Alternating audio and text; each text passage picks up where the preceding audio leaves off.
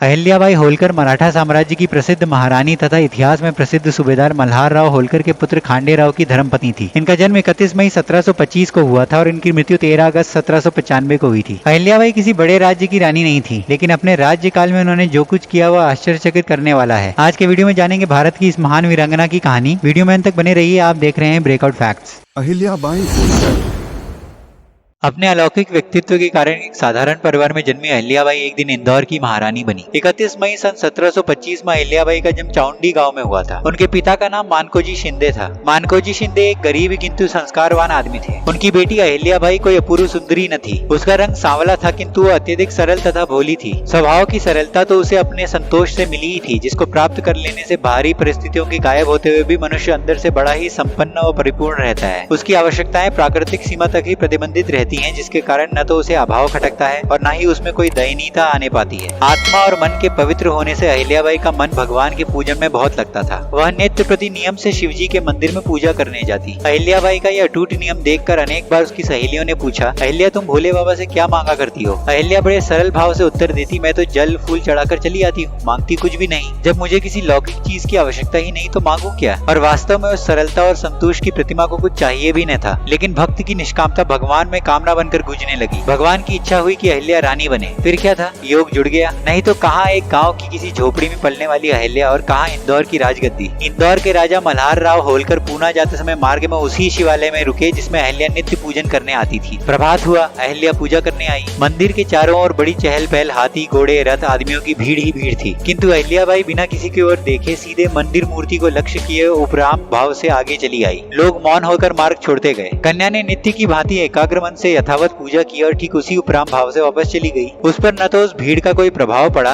न ही उसके मन में किसी भय अथवा संकोच का भाव आया। वह निर्विकार भाव से आई और निर्लिप्त भाव से ऐसी चली गई जैसे वहाँ कोई था ही नहीं। अहिल्याबाई को सबने आते जाते देखा, किंतु उसने किसी को भी नहीं देखा। यह मन की परिपूर्णता का लक्षण था। महाराज मल्हारराव ने भी देखा, किंतु उनका देखा विचार क्रिया में बदल गया। वे सोचने लगे कि संसार में ऐसा भी संभव है कि किसी महाराज का वैभवपूर्ण शिविर लगा हो, चारों ओर घोड़े हिनहिना रहे हो, हाथी झूम रहे हो, और एक साधारण सी ग्रामीण लड़की आए और बिना किसी प्रभाव के इतनी तटस्थ भाव से चली जाए, मानो वहाँ राजा तो राजा एक छोटा सा प्राणी भी ना हो। जबकि अच्छे अच्छे स्थैर्यवान राज्य वैभव को भय और विस्मय के भाव से देखने पर विवश होते हैं, और कुछ नहीं तो कुछ कम से कम राज ऐश्वर्य असामान्य एवं अस्वाभाविक विशेषता के कारण कौतूहल का विषय तो होता ही है। महाराज होलकर के हृदय में अहिल्याबाई की ये तटस्थता, तन्मयता और निर्भयता श्रद्धा बनकर बैठ गई। वो बेचैन हो उठे। इंदौर के महाराजा ने अहिल्या के पिता को अपने पास बुलाया और कहा, मैं आपकी सुलक्षणा बेटी को अपनी पुत्रवधू बनाना चाहता हूँ। आशा है तुम मुझे निराश न करोगे। मनकोजी महाराज की बात सुनकर अचंभित रह गए। उन्हें सहसा अपने कानों पर विश्वास नहीं हुआ, पर महाराज मल्हारराव ने आश्वस्त कर उन्हें वापस भेज दिया। मानकोजी भागे भागे घर आए। उस समय अहिल्या गाय का गोबर उठाकर हाथ धोने जा रही थी। पिता ने उसके दोनों हाथों को पकड़कर खुद धुलाते हुए गदगद कंठ से कहा, बेटी अब तेरे हाथ गोबर से कभी नहीं सनेंगे। अब यह इंदौर की राज सत्ता में हाथ बटाएंगे। अहिल्या को तो पिता का कथन समझ में ही नहीं आया। उसकी माता भी विस्मय के साथ ये कहती हुई आ गई कि आज आप क्या कह रहे हैं? मानकोजी बोले, मैं ठीक ही कह रहा हूँ। इंदौर महाराज मल्हारराव होलकर ने अहिल्या को अपनी पुत्रवधू बनाने के लिए आज ही सवेरे मुझसे मांग लिया है। इसी याचना के लिए तो उन्होंने मुझे बुलाया था। अहिल्या सुनते ही जल्दी से कोठरी में भाग गई और माता पिता उसे देखते ही रह गए, मानो वे अहिल्या के माता पिता होने के योग्य ही न थे। माता पिता बेटी की विदाई के विषय में कुछ बातें करने ही वाले थे, तब तक बाहर से आवाज आई, मनकोजी कन्या अभी जैसी भी बैठी हो भेज दीजिए। महाराज ने पड़ाव उठा दिया है। मनकोजी ने बाहर आके देखा तो दरवाजे पर चांदी के डंडों वाली और जरीदार मलमली पर्दे वाली पालकी द्वार पर खड़ी थी और महाराज का मुख्य प्रबंधक खड़ा प्रतीक्षा कर रहा था। अहिल्या के पास कोई और वस्त्र थे ही नहीं, बदलाए भी क्या जाते। उसी सफेद मोटे गाड़े की धोती में जो वे पहने हुए थी, पालकी में आदर और भद्रता से पूर्व वातावरण में बैठा दी गई। महाराज होलकर इंदौर लौट चले। अहिल्या के आगे आगे अपनी सवारी में वे इतनी प्रसन्नता, पुलक और उत्साह पूर्वक जा रहे थे मानो दिग्विजय करके लौट रहे हों। इंदौर पहुंचकर मल्हारराव ने अहिल्या का विवाह अपने पुत्र खांडेराव से कर दिया। अब अहिल्या इंदौर की युवरानी बन गई थी, किंतु अहिल्याबाई ने कोई अभिमान अनुभव करने के बजाय उत्तरदायित्व का अधिक अनुभव किया। ऐश्वर्यपूर्ण राजमहल की परिस्थितियों में पहुंचकर भी उसकी सादगी और सरलता में कोई अंतर न आया, बल्कि उसके आगमन से राजमहल के वातावरण में सात्विकता का समावेश हो गया। अहिल्या की सेवा तथा कर्तव्य निष्ठा से प्रसन्न होकर मल्हारराव ने उसको राजकाज की दीक्षा देनी शुरू कर दी। वे इस विषय में पुत्र की अपेक्षा पुत्रवधू पर अधिक विश्वास करने लगे। ससुर के तत्वावधान में अहिल्याबाई ने राजकाज के काम में इतनी दक्षता प्राप्त कर ली कि जब कभी मल्हारराव किसी काम से बाहर जाते थे, वे राजकाज देखने का काम अहिल्याबाई को सौंप जाते थे, और जब वापस आते तो पाते कि अहिल्याबाई ने सौंपा हुआ काम इतनी दक्षता से किया जिसकी उन्हें आशा आशा न थी। इस प्रकार धीरे धीरे मल्हार राव का विश्वास अपनी पुत्र वधू की योग्यता में बढ़ता गया। विवाह के बाद अहिल्याबाई के एक पुत्र तथा एक कन्या, 2 संतानें हुई। पुत्र का नाम मालेराव और कन्या का नाम मुक्ताबाई रखा। इस प्रकार 9 वर्ष तक आनंद उत्साह के बीच जीवन बिताने के बाद अहिल्याबाई की अग्नि परीक्षा का समय आ गया। उन दिनों मराठे अपनी सत्ता का विस्तार करने में लगे हुए थे। भारत के लगभग सभी राज्यों से वह चौथ वसूलते थे, किंतु भरतपुर के जाट राजाओं ने चौथ देने से इनकार कर दिया। अथवा पेशवा के परामर्श से मल्हार राव ने अपने पुत्र खांडेराव को साथ लेकर भरतपुर पर चढ़ाई कर दी। जाटों के साथ इस लड़ाई में खांडेराव मारे गए। पति की वीरगति का समाचार जब इंदौर पहुंचा तो अहिल्याबाई पति के साथ सती होने को तैयार हो गई। अहिल्याबाई का निश्चय सुनकर मल्हार राव पुत्र शोक तो भूल गए और पुत्रवधी को सती होने से रोकने का प्रयत्न करने लगे। उन्होंने समझाया कि पति भक्ति सती होकर आत्मघात करने में नहीं, वरन ईश्वर प्रदत्त मानव जीवन को अत्यधिक उज्जवल और उत्कृष्ट बनाकर पति का गौरव और यश बढ़ाने में है। अहिल्याबाई को ससुर का तर्क एवं विवेकपूर्ण परामर्श शिरोधार्य कर सती होने का अपना निश्चय छोड़ना ही पड़ा। कुछ समय के बाद उत्तर भारत की एक मुहिम में मल्हार राव की भी मृत्यु हो गई। अहिल्याबाई ने ससुर की मृत्यु का आघात भी अपने चिर सिद्ध स्थैर्य एवं धैर्य की सहायता से सहन कर लिया और निराश होकर घर में पड़े रहने के स्थान पर उनका प्रतिनिधित्व करते हुए उनकी आत्मा को संतोष देने का निश्चय कर लिया। बाबा की मृत्यु के बाद मल्हार राव का पौत्र मालेराव गद्दी पर बैठा, किंतु वो बड़ा विलासी और क्रूर था। प्रजा का शोषण और उन पर अत्याचार करना उसका स्वभाव बन गया था। अहिल्याबाई को अपने इस कुपुत्र पर बड़ा दुख था और इससे पहले कि वो उसे गद्दी से उतार कर किसी सुयोग्य व्यक्ति को शासन सौंपे, मालेराव की 9 माह बाद मृत्यु हो गई। आगे कोई उत्तराधिकारी तथा अन्य कोई उपाय न देकर इंदौर की बागडोर अहिल्याबाई ने स्वयं अपने हाथों में ले ली और गंगाधर नाम के एक व्यक्ति को मंत्री बनाकर प्रजा की सेवा करने लगी। किंतु अहिल्या का विश्वास पात्र गंगाधर बड़ा ही स्वार्थी और राज्य लोलुप निकला। उसने अहिल्याबाई को किसी बच्चे को गोद ले लेने और राज्य सत्ता उसके अधिकार में सौंपकर भगवत भजन करने का परामर्श दिया। दूरदर्शिनी ने गंगाधर राव के परामर्श के पीछे उसके स्वार्थपूर्ण भाव को समझ लिया था। उन्होंने अपना साहस संभाला और गंगाधर राव का प्रस्ताव कठोरता पूर्वक अस्वीकार कर दिया। गंगाधर राव अपने चाचा रघुनाथ राव पेशवा को इंदौर पर चढ़ा लाया, किंतु रघुनाथ राव अहिल्या की दृढ़ता, साहस, तैयारी और जनता का सहयोग एवं संगठन देखकर बिना लड़े ही वापस चला गया। इन अनेक आकस्मिक अस्त व्यवस्थाओं के कारण राज्य में अनेक चोर और डाकू बढ़ गए थे। अहिल्याबाई ने उनका दमन करने के लिए घोषणा कर दी कि जो भी व्यक्ति उनका दमन करेगा उसके साथ वे अपनी बेटी मुक्ताबाई का विवाह कर देंगी। अहिल्याबाई की इस घोषणा में उनकी बहुत बड़ी दूरदर्शिता एवं बुद्धिमत्ता छुपी हुई थी। इस प्रकार एक तो चोर डाकुओं का दमन हो जाएगा और उनके जमाता के साहस और योग्यता की परख भी हो जाएगी। साथ ही बेटी के विवाह के लिए राजनीतिक लोलुपता की संभावना भी समाप्त हो जाएगी। एक साहसी नवयुवक यशवंत राव ने डाकुओं के दमन का बीड़ा उठाया और अपने कर्तव्य को पूरा कर मुक्ताबाई को प्राप्त कर लिया। किंतु अहिल्याबाई का यह सुख चैन ज्यादा दिन न चल सका। कुछ ही समय बाद न केवल उनकी पुत्री व जमाता की मृत्यु हो गई, बल्कि उनकी मातृतुल्य सास का भी स्वर्गवास हो गया और वे संसार में बिल्कुल अकेली रह गई। किंतु फिर भी अहिल्याबाई ने धैर्य न छोड़ा और साहस पूर्वक अपना कर्तव्य करती रही। रानी अहिल्याबाई ने भारत के भिन्न भिन्न भागों में अनेक मंदिरों, धर्मशालाओं और अन्न सत्रों का निर्माण करवाया था। कलकत्ता से बनारस तक की सड़क, बनारस में अन्नपूर्णा का मंदिर, गया में विष्णु मंदिर उनके बनवाए हुए हैं। उन्होंने घाट बनवाए, कुओं और बावड़ियों का निर्माण करवाया, मार्ग बनवाए, भूखों के लिए अन्न क्षेत्र खोले और प्यासों के लिए प्याऊ बिठवाई। मंदिरों में विद्वानों की नियुक्ति शास्त्रों के मनन, चिंतन और प्रवचन के हेतु की। इसके अलावा काशी,